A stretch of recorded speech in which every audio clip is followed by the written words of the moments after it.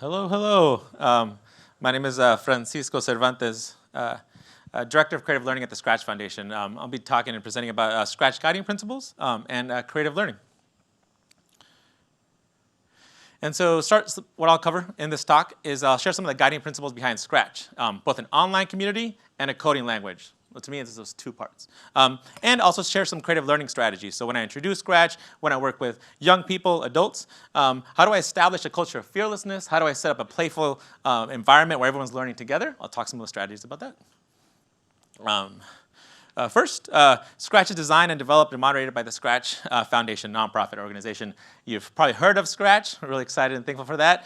We started at Lifelong Kindergartner Group at MIT Media Lab. And so shout out to all the LOK folks in the room, all the folks at the Media Lab who contributed to the work by being there, by that energy. We are now our own 501c3. And so part of that is at the Scratch Foundation, our mission is to ensure that Scratch and Scratch Junior, which is another product, are available for free for everyone. We continue to support the development of that work. And we're champions of the Scratch project. So we raise funds to support the project, share stories, highlight cases, incredible work by educators in the field and Scratchers as they engage in the online community. Scratch was created to empower young people to think creatively, reason systematically, and work collaboratively. And as such, we are guided by a set of learning principles and design principles. And so I'm going to go over a little bit about that, what those include.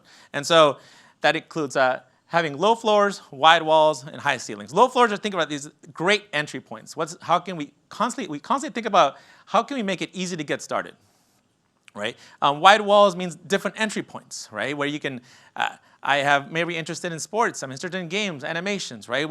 How do we create entry points where it's not just one door that you can walk through, right? And high ceilings is things get complicated really fast when you're working on a Scratch project. And so how do we support that? How do we scaffold that? How do we provide opportunities to expand that experience?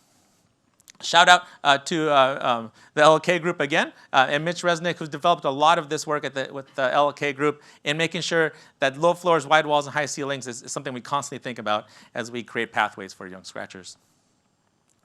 And so I'm going to try to put the low floor, wide wall ceilings into a little bit more context into what it looks like into our coding platform.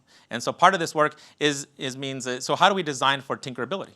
And so this is a lot of work that comes out of Eric Rosenbaum and as well as Mitch Resnick and the LLK group. And so by tinkering we mean a sense of playfulness. And it's not just having a sense of joy and delight, right? That it's going to be excitement, but it's also that we're going to be able to engage in productive play. Try something out, realize, oh, that's not really what I wanted. That is kind of what I wanted. That is incredible. I couldn't figure that out. I'm going to go this way. Right? That's the sense of productive play. And going back to this, it's also hard fun, right? We're able to stick with something. It may be sticky. We may be able to get, it may be a challenge along the way. How do we encounter that? How do we discuss our challenge? And so part of that is how it comes out in the editor is in different ways. And so I'm highlighting 4 different ways that it comes out. One is seeing the result. And so when you first load Scratch Editor, you can click on a block and it runs. And our engineering team is super proud of that. You can imagine that takes a lot of work in making that happen, right? But part of what, to me, that means is I don't have to teach you to click and drag for the first time. I was working with the Ministry of Education in the country, and he had struggled with clicking and dragging. And so part of that, just clicking on a block to see what happens, right? That's what being able to see the result means. And you can also click on a block while it's still on the palette, no dragging needed, right? That's that ability to be able to tinker, experiment, try something right away. The other part is a sense of liveness. You can modify a block, you can modify a value while running and try things out as you go. That's this computational practice of experimenting, iterating, trying things out as we go. How do we do that, right? What I also call out is that we really focus on not giving you an error message. We don't give error messages, right? And that's, I think, comes from the sense of like, you can click on something, we didn't want to tell you, no, you got to drag it over, you got to do that, like just, here's what happens, right? So a lot of this work is on eliminating that sense of errorness. And that's important in being able to provide a welcoming, safe environment for someone to be able to engage and want to be there. Other part is visible data. You're able to see the current data of that data stored in variables and lists by clicking on a little block, on a little square box in the palette section. You're able to see that on the stage. Right? And that you don't have to go into a database and access that, query that. It's right there just by clicking it. and being able to access that, right? And so these are all part of like what I think contributes to being able to tinker and experiment as you go. On the front page, tinkering also shows up. And so on this page, we highlight projects from Scratchers. These are Scratchers ranging from all multiple ages who suggested a project that they want featured. And we have feature creators who are roughly, I think, about 52 curators, Scratchers every year who suggest projects. This is an awesome project. And this is our front page. Think of this front page as a coding newspaper. Where the variety of genres are on computational literacy. Now, I can probably create a studio on opposites, but to have a Scratcher create a studio on opposites, that's a different flavor and a different approach, right? And so this is what that front page is. It's a hook. And I love this front page. It's a lot of work for engineers also to showcase projects daily on the front page and moderate those and curate those. It's a lot of work. And I love a shout out to a community engagement team who's constantly thinking about how do we bring young Scratchers in it. And ultimately, we're looking for Scratchers to look at a front page and be like, oh, hey, I like that too.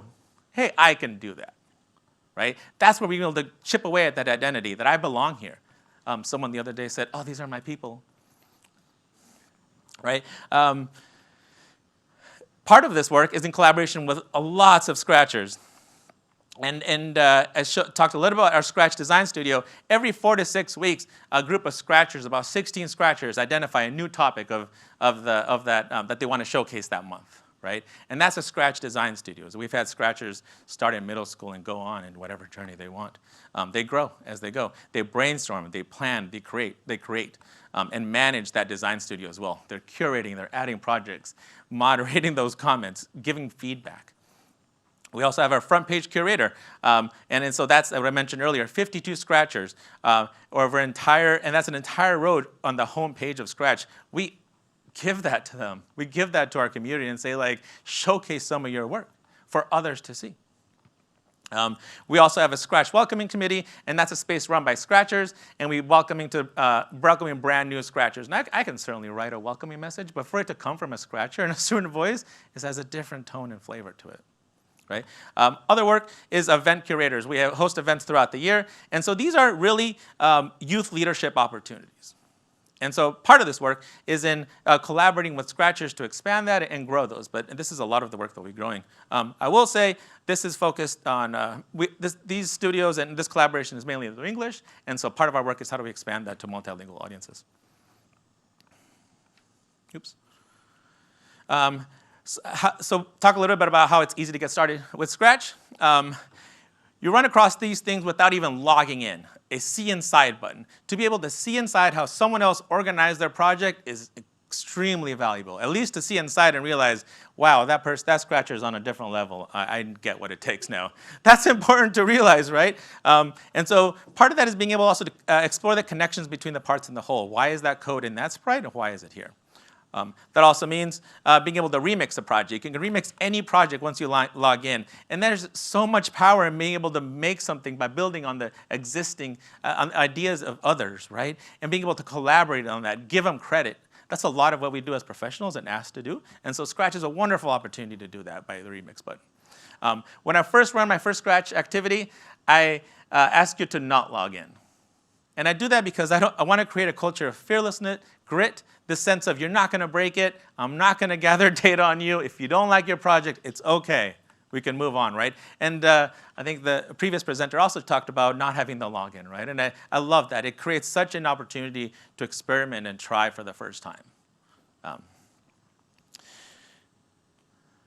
Part of our work is one of the things that we ask ourselves is how can we make our products feel or have a sense of element and surprise? How can they feel like a craft table at Scratch Day? This is our Scratch Day And so our library of media includes images, background, sounds that are built in, along with effects and loops and sprites and programming scripts and media already embedded that you can get started. You can fold that into some of your work. You can make a decision. My first request that I ask of you in the Scratch Cat is to delete the Scratch Cat. Everyone loves the Scratch Cat. But the Scratch Cat has no name because we want you to delete the Scratch Cat so you can add something yourself in them. And if we give them a name, you're more likely not going to delete it. And that's awesome, right? And so that's why the Scratch Cat has no name. Part of our work is also creating a Creative Commons share-alike license, right? That when anything you share is going to be available for others to share. I found, and so part of that is having the opportunity to borrow and give credit. We found that about a third of, this is in 2013, 3 million projects, or a third of them are remixes. And that's kind of what I see across the website as well. We maintain that third. And then, and this is in 2013, and it kind of remains as well, but we have about 5,000 projects uploaded every hour. Our statistics of last week, we had 67,000 projects uploaded in a course of 2 hours. So a lot of that work is being able to engage and moderate, and it's exciting to see those projects being remixed. Okay, and we also host a series of events throughout the year where we're modeling creative coding, we're engaging the community, whether you're just getting started, whether it's you're really excited about comedy, whether you want to engage in Black History Month. We provide opportunities to engage throughout the year with Scratch, and so we do that very strategically. These, if you have time, go to these studios and read those studio descriptions.